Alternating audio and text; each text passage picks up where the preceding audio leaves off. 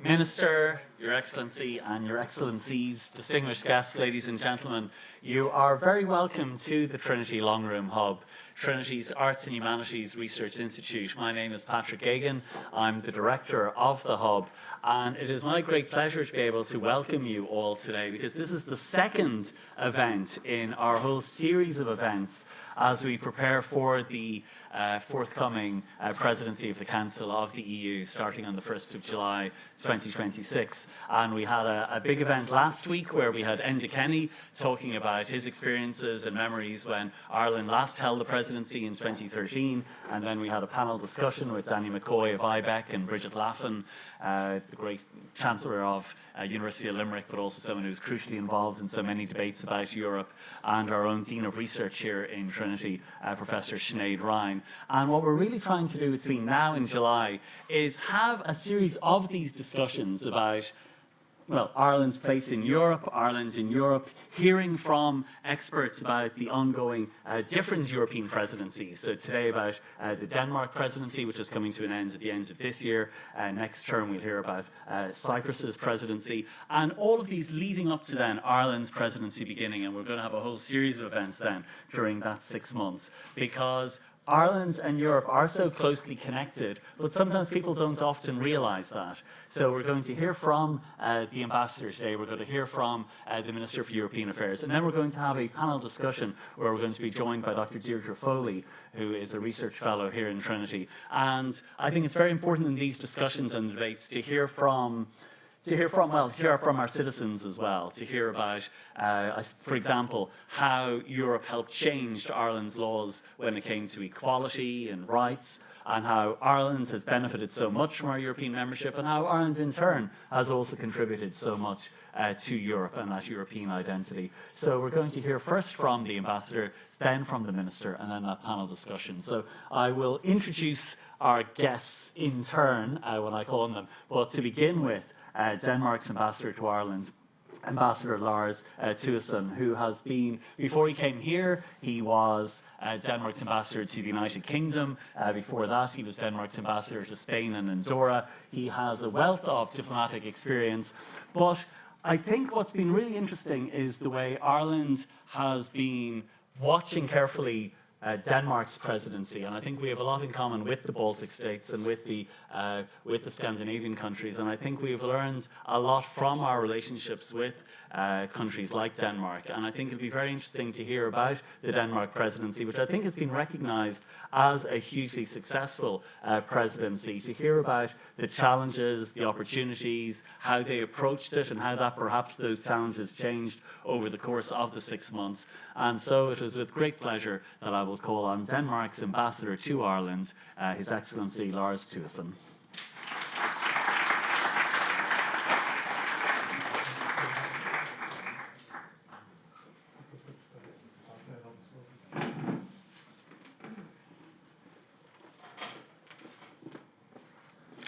Yes, thank you so much for the kind invitation. It's a great pleasure to be here at Trinity.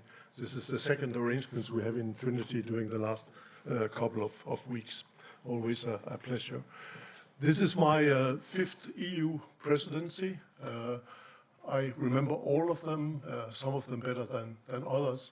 The one I remember the best was the presidency back in 2002.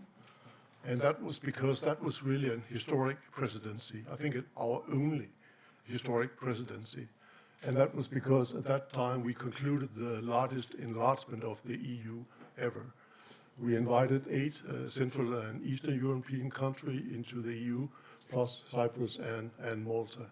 And I still remember the long nights in the Bella Center, the conference center in Copenhagen, negotiating with each candidate countries for 2 days and 2 nights before we finally could say that now we have one Europe, because this was after the fall of the Berlin Wall, etc., etc. So that one I remember very, very well. It was indeed a historic event. But let's move fast forward to the presidency now in 2025. But also, I would also just like to mention our presidency in 2012, our previous presidency, because the contrast is huge. I mean, if you look at 2012, and I remember it very well because at that time I was State Secretary for Trade and Investment, and I was in the Foreign Affairs Council in Luxembourg and Brussels several times in the Danish chair. And think about it in 2012. That was before Russia invaded Crimea. At that time, we had a very good relationship with Russia. We made a strategic partnership together. We had official state visits back and forth with hundreds of companies represented. Our crown prince and crown prince traveled to Russia. We had this idea we might not be the closest friends, but we thought this is a partner we can work with. We were definitely wrong. I'm just mentioning it because before we get to 25, it's worth recalling the situation in 2012. That was the East. If we look at the West at that time, at our relationship with the US, also quite remarkable. Now I have to be a little bit diplomatic. But back in 2012, in fact, we were negotiating the TTIP, the Transatlantic Trade and Investment Partnership with the US. I remember we were again sitting day in and day out in Luxembourg at the meeting, trying to figure out a mandate for our negotiations with the US.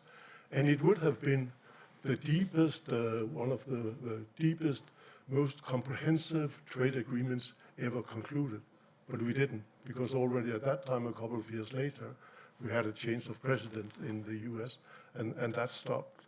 So just to remind me that during that presidency, the international climate, international politics was quite difficult. It was quite different from what we see today.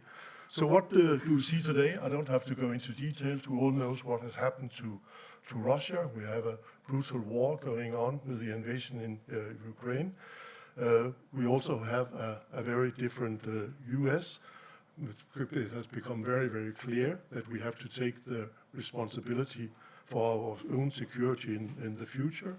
We also have a US, an administration in the White House, which doesn't see any major role for United Nations, World Trade Organizations, and no support for multilateralism. So to the east and to the west, it's a very, very different situation.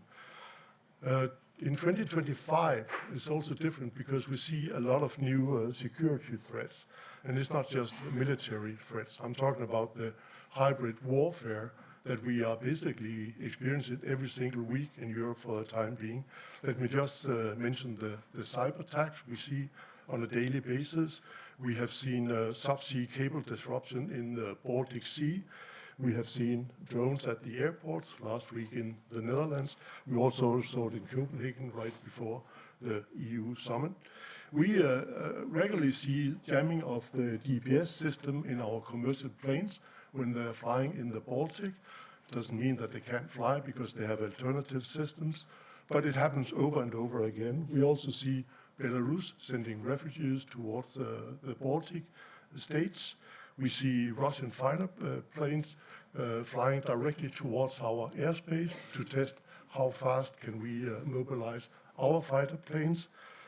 We also saw Russian ships in close to the British waters last week. We see misinformation, disinformation, interference in our election, etc., etc. So we're in a situation where there might not be boots on the ground, but we see hybrid warfare all over Europe. So it's a completely different security situation today than it was during our previous presidency. And of course, that also have consequences for our priorities this time. I would also like to mention the EU's role in the world economy. There was a so-called Draghi report, which was published a year ago. And I'm not going to go through all the details. If you don't know it, you can read it on the net. But it's very, very important to underline that we are losing ground in Europe. Just one example, if we looked at the GDP of the US in 2000, it was about 15% higher than the EU's GDP. Today it's more than 30% higher. Look at the tech companies, the top 50 tech companies in the world, 46 are Americans, only 4 are Europeans. The same goes with if we compare our economy with the Chinese economy. We are simply losing ground. So that's another very, very important factor which has huge influence on our presidency. So just to sum up where we are before I turn to the presidency, in 25, our security, our values, our economy and our way of living is definitely under pressure, under more pressure than I've seen during 40 years in international politics. In fact, I've never seen so much unpredictability as we experience today. The answer for us is very, very clear, and that is that we need the European Union more than ever. No European nation can handle this on its own. Our best instrument is the EU. And also that's the background for our slogan, the presidency slogan, which is a strong Europe in a changing world. Now, all this means that we have 2 overarching priorities for our presidency. The first is, of course, security and defense. Europe must be able to defend itself. We also need to strengthen the EU-NATO cooperation. And we can't talk about defense and security without talking about Ukraine. We need to supply more financial support. We need to supply weapons, ammunition. We need to invest in the Ukrainian defense industry. And also we have to make sure that Ukraine can continue its way to membership of the European Union. That has been key parts of our presidency so far. We also have to build up our defense industry in Europe. We have to be independent. And also we're going to invest huge amounts in defense. And of course we should also use that to create economic growth and employment. We also need to be independent when it comes to energy. We have already taken some big steps during our presidency. I'll come back to that. We have to strengthen our democratic resilience. All this under this headline of security and defense. The second overarching priority is competitiveness and green transition. Again, back to the Draghi report, we simply have to do something. We are lagging behind. We are losing ground in Europe. And what we have basically mostly been working on during our presidency is what we call simplification of regulations for business, reduce the regulatory burdens. But the minister told us that it was better to call it, we are fighting red tape. Yeah, and my minister took that one to her. As we also have to boost EU productivity and innovation. We have to establish new partnerships with third countries. We have to conclude more free trade agreements. We have a free trade agreement now. We don't have a free trade agreement. We have an agreement with the US, but not exactly the ones we would like to see. The green transition, we see it as a part of competitiveness. We don't think that it's a contradiction in terms. In the long run, there's no room for fossil energy in Europe, and the industry needs some clear guidelines, what kind of goals we are trying to achieve. So we see the green transition as a part of our competitiveness. Now there's only, well, basically only 3 weeks left of our presidency. We have made progress, maybe not as much as we would like to, but I think overall we are satisfied with the progress. When you are very ambitious, there's of course also the risk that you might fail and the people are going to say it's a failure because we haven't reached everything we would like to. But first of all, the green transition, climate targets has been a huge priority for us during the presidency. It hasn't been easy. We've been trying to establish a reduction of CO2 emissions by 2040. Took 2 meetings of the climate minister, 1 meeting in the European Council, before we finally had a solution, which means a reduction of 90% by 2040. It's not easy at all, and there are also some exceptions and some other modifications of these targets. Not quite as ambitious as we would like it to be, but the best possible result. We also went to Brazil with a mandate. We didn't think that we got the result we wanted, but again, once in a while you have to compromise if you want to have a result. On defense, we also have made some progress. We are working especially on the defense industry, on the finance part of it, but also we've been looking closely at the capabilities in Europe to see whether there's a gap, whether there's need for more coordination, and we have made quite a lot of progress on that. We're also quite satisfied with the sanctions on Russia. We've been able to include package number 18 and package number 19 on Russia, so that was a success. We have also managed to get agreement of the phasing out of import of Russian gas by 2028. We have concluded some trade agreements with Mercosur and Mexico that now have to be ratified, and we have intensified the negotiations with India, Australia, Indonesia, Philippines, and Malaysia. So that's also moving forward. Also made some progress when it comes to the reduction of red tape. Again, not as much as we would like to see, but we also have to leave some work for our Irish friends next year. There are still some challenges remaining. We have only 3 weeks to go. We haven't been able to find a solution when it comes to financial support to Ukraine. It's extremely difficult. We have the Russian assets, and we would definitely like to spend them on Ukraine. Legally, it's very, very, very challenging, and we haven't found the solution yet. That's going to be a major issue during the coming European Council, and hopefully we'll be able to solve it at that time. The same goes for enlargement. Ukraine has done its homework. It's ready to move on to negotiate what we call Cluster 1 in the enlargement process. But we have one country, Hungary, who's bargaining for that, and we need consensus, unanimity, before we can move on. What we have done since we formally can't move on is that we have been moving on the technical level with Ukraine, and we have made a lot of progress there. So hopefully we'll be able to move on at a later stage. Okay, I think I'll stop here.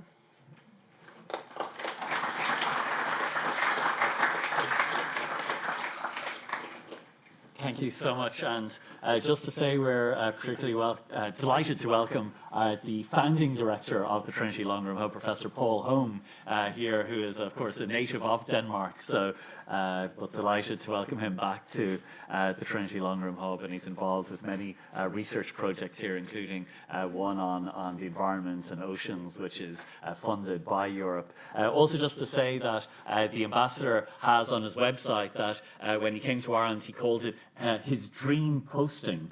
So delighted that he found that so welcoming. But it is now my great pleasure to introduce our Minister for European Affairs, Minister Thomas Byrne. He is a graduate of Trinity, and what really struck me when I was looking into our forthcoming presidency was I started hearing about all of the school visits that the minister was doing. He was down in Galway going to schools, he was travelling around the country, as well as being involved in various national issues and as well as being involved in major European issues. And what really struck me there is that his approach to the job as Minister for European Affairs, it wasn't just those high-level talks in Europe, it was also about sharing the European story with the next generation and reminding and perhaps informing our country and our people about how much we have a role to play in Europe and what Europe actually means. And when the ambassador talked about disinformation and misinformation,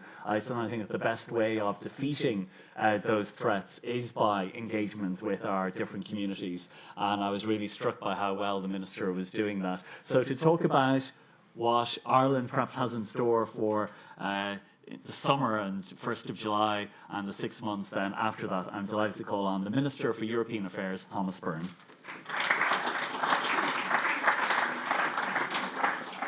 Thanks very much, Patrick, Professor, Ambassador, and all other ambassadors as well, including Louis Telemaku, the Cyprus ambassador. They take the presidency next between Denmark and Ireland, so there's a lot of work for you to do as well. Gallant, I want to thank you for the invitation to be back here in Trinity, although when I was here this building wasn't here, so it's nice to see it, although I think I've spoken in this room before. But I do want to thank Denmark as well on the successful stewardship of the presidency. It's always a good opportunity for, let's say, medium-sized countries like Ireland and Denmark to take on, but important countries too. And of course, Ireland and Denmark has a very strong have a very strong connection together. We joined the European Union at the same time. We had, at the time, our trade was almost entirely with the UK, certainly from an Irish point of view, but Denmark was highly dependent on the UK. We joined with the UK and Norway. Norway then fell at the final hurdle in a referendum. The UK left since, but I think it's fair to say that both of our trade dependencies have significantly changed since that time through the European Union. I'm happy to take questions as well. I think, and the ambassador has really said this as well, that we do stand at a pivotal moment. And it's really important to understand this, because I think sometimes we can get a bit relaxed when people in some other countries are not very relaxed at the moment, quite frankly. And I'm especially conscious tonight of Ukraine, because the President is coming to Ireland. I think it's in the papers tomorrow, President Zelensky and his people. Last week I was in Latvia and Lithuania, where Ukraine was at the forefront of all my discussions. The threat felt from Russia in the Baltic states is real and profound. And it's when you go there and you talk to people who are at the cutting edge or the cold face of finding out what's happening. We see what's happening. And the ambassador mentioned some of the activities. As far as I know, at this moment, Vilnius Airport is closed because of a balloon attack. So these balloons are sent in from Belarus and close the airport, and sometimes can close Kaunas Airport as well. Again, when I was in Kaunas Airport, because I had to go there because Vilnius was closed actually last week because of the snow, but there were flights that morning to Dublin, Belfast and Shannon. So you see the real connections between the Baltics and Ireland. It's absolutely unbelievable. You just see it in the airport. And what also was said to me in Lithuania and Latvia is that, a number of years ago, the sort of hybrid activities by Russia were very annoying, but weren't really going to sort of cause immediate harm or danger or threat to people. So there was, the ambassador spoke about the refugees who were basically flying people to Minsk and then literally pushing them across the border into Lithuania, causing, serious difficulties for the Lithuanian government, the Lithuanian people there at that time. This was not a case of refugees kind of, in serious trouble who decided that Lithuania was the way into Europe. They were brought there by Belarus to this particular border and dumped at the border to put them across. Essentially, it was people trafficking by Belarus. But it has changed now in that the events and the actions taken by Russia and Belarus are becoming very, very dangerous. So there was an IKEA store set on fire this year. A Ukrainian national actually was convicted last week, I think paid by Russia to carry out this attack. The balloons are extremely dangerous as well, because if one of them hits a plane, the plane falls. It's extremely dangerous stuff, what's going on at the moment. There was, all sorts of attacks as well. And there's obviously a serious interest in protecting themselves, but also in protecting Ukraine as well to the best of our ability. And we all agree that the territorial integrity of Ukraine cannot be compromised. And I look forward to repeating that message and hearing that message tomorrow when the President is here. Because if we compromise on that, the only question is what next and who next. That's the reality of it. Ukraine, in my estimation, when I visited there, is a country that essentially wants to be part of Western Europe. That's where it sees its identity. And when I see the work that they're doing, and the ambassador spoke about all the work they're doing in terms of their European Union integration, the minister at the time, Olga Stefanishyna, she's now their ambassador to the US, and was at the negotiating table with the Americans yesterday. I saw her there. She said, Thomas, this is a huge effort for us, because last night I didn't sleep. I had to bring my kids to the bomb shelter. We're fighting a war, we're not sleeping, and we are actually making extremely good progress in adapting our laws to meet the requirements of the European Union. So the abiding impression I have from that visit is that Ukraine is a nation without sleep. And when you're sleepless, when you're awake during the night, you cannot function the same way the next day. And this is a day in, day out reality for them. One of the things I did when I visited Ukraine was I officially opened with my Lithuanian counterpart a joint funded project, which we called school bomb shelters, which sounds pretty raw, and it is raw. But actually when you go there, it's not just a bomb shelter, it's actually an entire school, underground. speech therapy room, language room, sports room, all sorts of facilities underground. And then that's used as a bomb shelter by the community and if necessary by the school as well. So we support these types of initiatives, but it's really bad and appalling that they need to be supported and funded in the first place. So on Ukraine, we're very, very clear that the sovereignty and independence of Ukraine has to be upheld in any agreement. And that is really about respect for the UN Charter, and that's what informs Irish policy in all areas of foreign policy. Borders can't be changed by force. Any agreement must protect Ukraine and Europe's vital security. And we have been a champion of Ukraine's application for EU membership. Just after the invasion of Ukraine by Russia, there was a group at the EU table called the Friends of Ukraine, and it was basically Eastern European countries who were fighting for Ukraine to be given the right to join the European Union.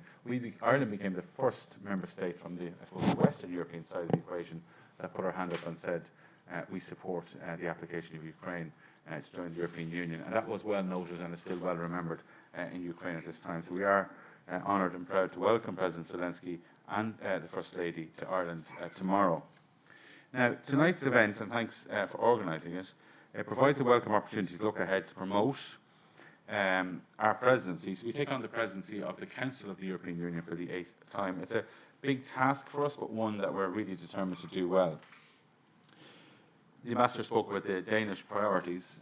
The Cyprus government, I'm sure, will publish priorities soon, 11th of December. So we'll publish ours around the same time in June, just before our presidency starts. So, you know, when I first heard this rule, I went into the department, it's very, very late, but obviously you don't want to overshadow the presidency before you. So work is ongoing at the moment across government in terms of developing our priorities and our policy programme.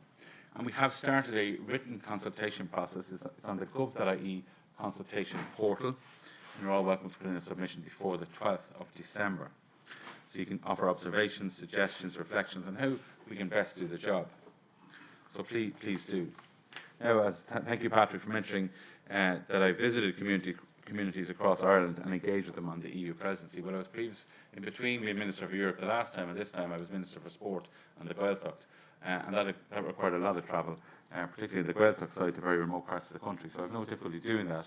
But I am trying to go around the country, first of all, to raise awareness of the presidency, so that people know what it is. It's the presidency of the member states, of the Council, of the governments of the EU.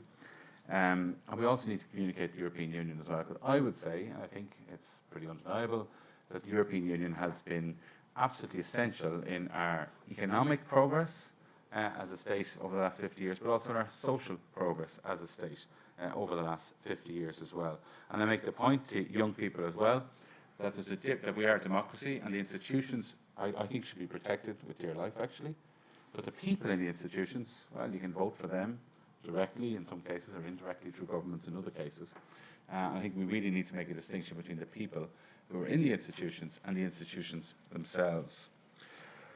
So there has been enthusiasm, interest. I think young people studying politics has been a really, really good addition actually to the curriculum over the last 10 years or so. I think it's come in because you're getting really informed, really engaged young people who are very interested in this. And I will be continuing the community outreach, including to university campuses, and I'll include this as outreach as well, but I've met students as well on a number of occasions.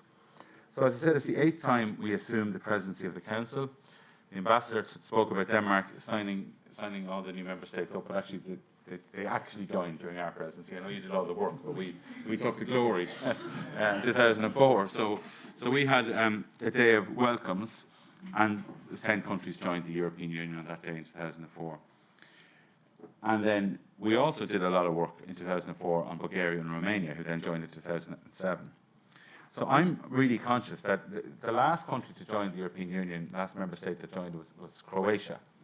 And I actually think it's the first sort of 5-year term of the Commission since 2013 when they joined, where we have an opportunity for a member state to join. We actually could have Montenegro and possibly Albania joining the European Union before the next European Parliament elections.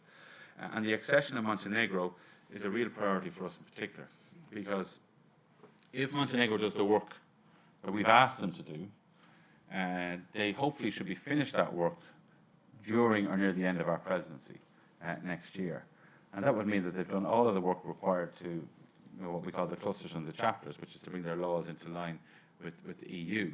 And separately to that, there will be a negotiation on the drafting of an accession treaty, and we are very much pushing for that work to start already.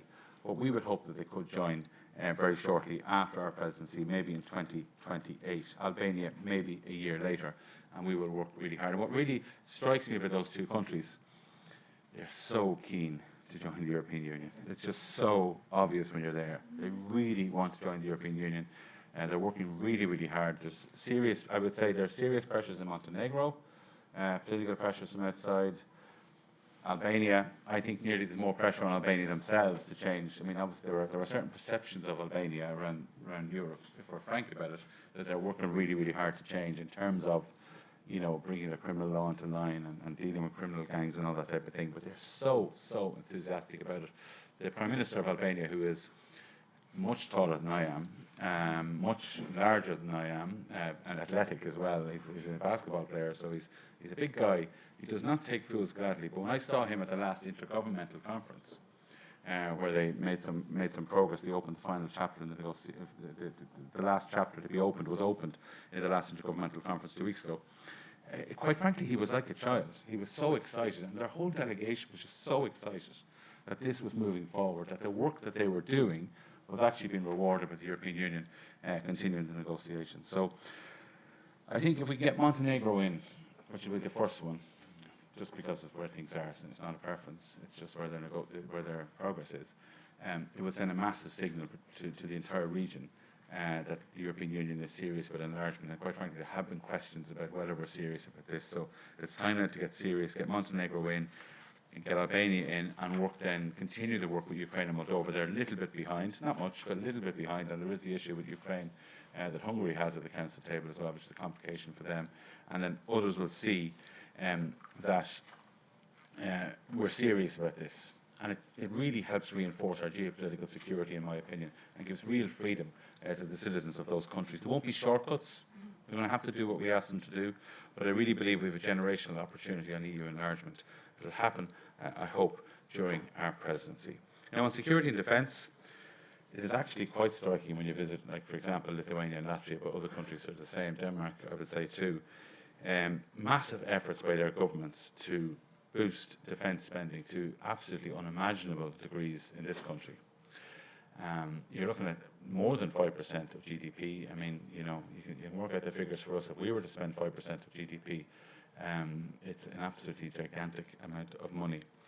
And the governments are making very difficult decisions in some departments, certainly in Latvia for sure, they're cutting pay, and probably in Lithuania too, and pensions. And by and large, they have cross-party support in a lot of these countries for these actions. They're difficult, they're not driven by ideology. They don't want to be buying tanks or whatever it is they're buying, but they feel that they're driven by reality. Look, our position doesn't change. We're a militarily neutral country. We're not part of NATO in Ireland. In fact, I saw a survey online today that there's nearly more people in favour of NATO in Ireland than against it. But the reality is, if we went up to NATO and said we want to join, which we're not, to be clear, we are nowhere near the 5% target. So it's not going to happen. But we can't stand by either. We cannot be indifferent to what all these countries are going through. And we're not going to stand in the way of the defence and security needs of our fellow EU member states. And the one point that some of the member states in Latvia and Lithuania were keen to make to me last week, just because they hear this debate about the EU forcing militarisation and the EU turning into a war machine, and you hear this occasionally in some fringe spaces. What they want is what's happening at EU level in defence is that member states, like Lithuania and Latvia, etc., are looking for help from the EU in terms of structures, in terms of funding, loans maybe, the safe instrument, the budget rules, etc. They're looking for help. NATO is separate as a defence alliance, and they're not looking for that from the EU. But at home, we are working to close our own security and defence capabilities, but as I said, we will meet the needs of our fellow member states, and we will be doing that. We will be doing that as an honest broker. It's not Ireland's policy we'll be putting forward during our presidency. It's putting forward the policies of the collective will, so to speak, of the member states of the EU. The Ambassador spoke about competitiveness. I can talk more about that. The MFF, which is the multi-annual financial framework, just to say that those negotiations, which happen every 7 years, could coming to a key critical moment during our presidency. Maybe the negotiations will conclude during our presidency, and that's very important for the entire EU. And we've put some priorities. We've set them out already because during our presidency it'll be different. Just in terms of hosting it, because this is what the presidency is about, I suppose. Ministers will chair dozens of formal meetings of the Council of Ministers in Brussels, Luxembourg, and informal meetings in Ireland as well. We'll have 250 EU presidency meetings and events here in Ireland. We will coordinate, this is really interesting, the representation of the EU at several major international conferences, such as the COP and the International Maritime Organization. I saw that was in the news recently on a geopolitical level, and there might be a WHO summit as well. We do the work to make sure the EU is offering a coordinated position. Ireland will host a meeting of the European political community. The largest meeting of its kind ever to happen in Ireland will happen in Ireland during our presidency as well. Look, it's a big job. I'm looking forward to it, and I hope that you will be too, and I'll answer any questions that you want.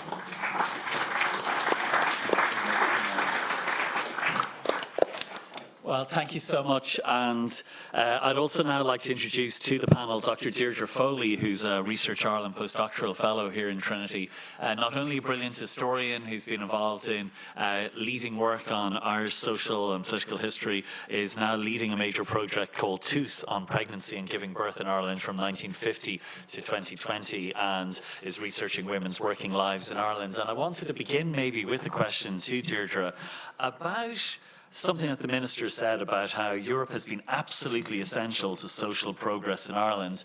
And that's something that I think perhaps we don't always fully appreciate maybe in Ireland, that how much of the change that has happened over the past 50 years owes so much to Europe.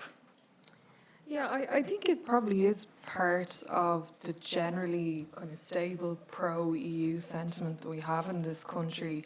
You know, there's quite a big sort of generational understanding, particularly among women here, that EEC membership, to be more specific, was so transformative for Irish women. But perhaps, you know, a lot of people might know exactly how that happened or why that happened. And I think for Irish feminists, international alignment has always been key. It's something that really predates membership of Europe. It's something that goes back to actually the legacy of the suffrage movement. But in terms of joining the EEC, this also coincided with the creation of the Commission on the Status of Women in Ireland, which was the first kind of, I suppose, state-funded wholesale investigation into gender inequality. And the interesting thing about this was that this is something that was campaigned for by different women's groups, you know, not the most radical women's groups at all, but a lot of them did so because they're already internationally aligned, and they were being told to campaign for this at a national level by the United Nations. So you have that international piece again, but also the government accedes to this request in Ireland because I believe, anyways, from my own research, that it was seen as a very handy and essential piece of homework for what was going to have to be done in order to comply with the Treaty of Rome, in order to implement equal pay, what policy is going to have to change if we're going to be in good standing with the EEC. And the shifts that come post-EEC membership are so rapid and undeniable. The first and probably one of the most memorable is when we got rid of the civil service marriage bar in 1973, which again is a policy that a lot of Irish people, you know, a lot of us might, you know, have heard about it in our own families, but perhaps it's not very well understood. But suffice to say, we had one of the longest lasting marriage bars internationally, even though it wasn't a phenomenon that was exclusive to Ireland. It lasted for a long time here. So again, international alignment was absolutely key. Similarly, when it came to our sort of protracted and difficult and actually uncomfortable history of introducing the first piece of equal pay legislation, which there was an attempt by Taoiseach Liam Cosgrave to delay this because of a dire economic situation in 1976, but this was ultimately denied at a European level. And the fact that, Irish feminists and trade unionists now could go to the Commission and say, don't allow this to happen, was a new facility that, you know, we didn't have access to before. So that was absolutely transformational for us. And finally, also, the European Court as an asset for Irish women has, you know, again, it's an uncomfortable history having to go beyond our national borders to appeal for justice, to appeal for human rights. But one of the most notable cases, and one of the first cases taken by an Irish woman, was the Josie Airy case, which actually went on all the way through the 70s, really, but by the end of the 70s, she had secured really what became the first Irish system of civil legal aid. It was something that she couldn't access at home, and this meant that she couldn't get a separation order from her husband. And again, noted graduate of this institution, Mary Robinson, represented Josie Airy, and it's a case that's actually really kind of bound up with the history of Trinity as well, with the Free Legal Aid campaign and so on. But it really shows us again how European membership has been such an asset for Irish women.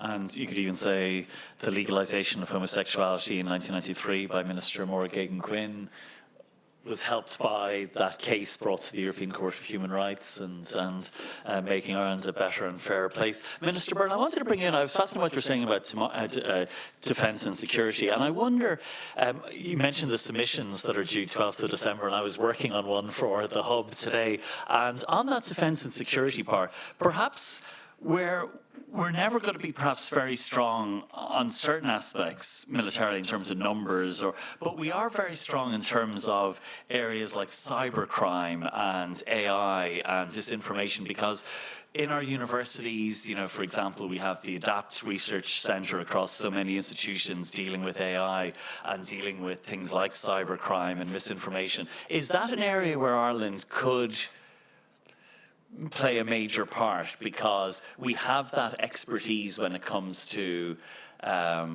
combating some of those threats? Yeah, and can I just mention first, and thanks Deirdre for setting out that social progress, because it's good to hear it from an independent voice, because I'm always saying it myself. But I think it's worthwhile mentioning as well that our first commissioner was Patrick Hillary, who was the Social Affairs Commissioner. So I tell that, especially in schools, I say Ireland was forced to do a lot of this change. But there was an Irishman actually who was the Commissioner for Social Affairs who brought forward the Equal Pay Directive at the time. So I think that's, I always think that's worth noting, that the EU has done things for us and to us in some ways, because maybe I'm sure some people at the time didn't agree with it. But we've been there doing it, and there's lots of Irish people like him who've played a key role in different guises, including Mary Robinson as well in the court system. I think it's definitely worth recalling that. But just in security and defence, I mean, look, no one's going to pretend that Ireland is the leading player on defence and security. We're not. We're not part of NATO. We don't have huge resources. We are committed to increasing our military resources, and it's about protecting ourselves. We have some people there. I mean, Sean Clancy now is chairperson of the EU Military Committee. I think that it's a signal honour for him in terms of the respect that he has. And we are involved with, we obviously sit at the Defence Council as well. Fundamentally, military matters, defence matters are a matter for member states. Most of them, not us, have chosen to be part of NATO as well. So that's a separate venue for them. They do that. And there are areas where we can cooperate. There's no two ways about it. But I think that's where the EU comes in. It gives us a venue to seek cooperation, seek collaboration in how best to do things. Going back to Latvia, I think while I was certainly received an extremely warm welcome from Latvian MPs, they did want to know some hard facts about how we were defending our island, because they don't see the cables, for example, as an Irish issue. They see it as a European issue, and I think they're right on that, and we're aware of our responsibilities. But I think there certainly are areas of security and defence where we can play a role. And we are members of various bodies around Europe that deal with hybrid threats and cyber security. We do have cooperation with NATO as well. Like, we are members of Partnership for Peace. So again, the point about security and defence is that, and again, it's very important that the ambassadors hear this as well, is that Ireland will be an honest broker during the presidency. We will be working to meet the needs of the member states as expressed to us around the council table. And it's, whether we like it or not, it's not an opportunity for Ireland to say, well, our foreign policy or our defence policy is what you should have. That's just not what the job is. But it's, again, everybody's specificities are recognised around the European table, including our neutral status as well. Every time there are council conclusions about defence, there's always a paragraph there saying this is without prejudice to the specific characteristics of certain member states, and they mean Ireland, Cyprus, Malta and Austria. And one other point, I mean, I spoke at length on Russia there. A point I would make, though, is that there are different defence issues in different parts of the European Union. So the ambassador from Cyprus, Louis, there are different defence issues that Cyprus is conscious of, even, and they're a neutral country as well. We have certain issues, particularly around the sea.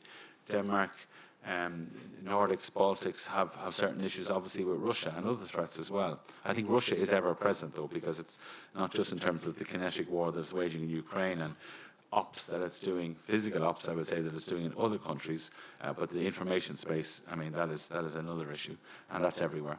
So I think we will play a constructive role during the presidency, and that's a very strong message I want to get out. Very good. And Ambassador, I'll bring you in on that. And also, I suppose, given that there's been mention of the principle of a free and democratic Europe and upholding European values, what role do you think that we in universities and across the country could maybe play during the presidency in contributing to that? Well, you have already mentioned that that's an area where you have some competences. So you should not get them into play. That's the easy answer to do that. I think that there are some, when we're looking at the hybrid warfare, there are some pieces which are very, very difficult to fight. For example, the subsea cables, where most of them, by the way, are going through Irish waters, for example. That's a very, very difficult one. Drones is a difficult one. But then there are also some areas where we have some huge advantages. And that's, for example, when it comes to cyber.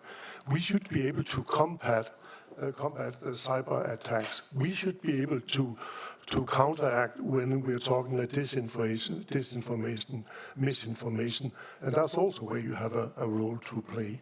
It's not hopeless. It's just that we weren't prepared. Somebody were better prepared than we are. But I think there's a lot of areas where we can fight back. And then there are some areas where we're looking at the long run, where we might not have found the solution at this point. I just wanted to say a huge thank you to, well, a number of people, to Christina and Aoife and Ricky, to Circa in Communications, to Dr Deirdre Foley, who was able to join our panel at short notice when a previous speaker was ill. And then a special thanks to Minister Thomas Byrne. But also, I want to really give a special thank you to Ambassador Lars Thuesen, because he generously met with me in the summer when I just took over as director, and we had a great discussion about Ireland's approaching European presidency and the types of events we could run in the hub. And I invited him to come for this event, and he very graciously and generously accepted. And I think we have a great opportunity in this institute over the next year to engage with these important debates about freedom and democracy, about defence and security, about some of the challenges we face. And I'd really just echo what the Ambassador said there about those three major things which changed how we view Europe: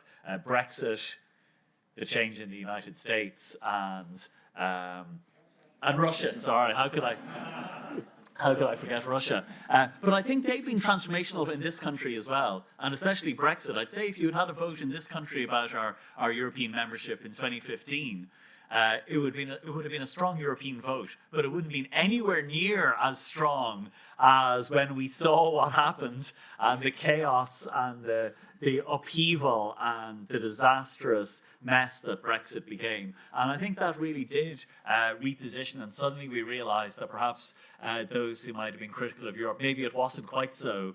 So I think those three things, Russia, changes in the United States, and Brexit, I think they've been as transformational here. And I think we have a very close relationship with Denmark, and it goes back many, many years. And I think we do have a somewhat shared outlook when it comes to Europe. And I think that's why it's been so valuable to have the ambassador come in and talk about their presidency, and also perhaps how that might guide and influence our shape our own forthcoming president. So a huge thank you to all of you for coming. For our ambassadors here, we've never had as many ambassadors in the building at the same time. So we might try and take a photograph of us, of you all at the end, because you've really added to this occasion so much as well. To thank you all for coming, to thank Deirdre Foley, to thank the Minister, and to thank our ambassador.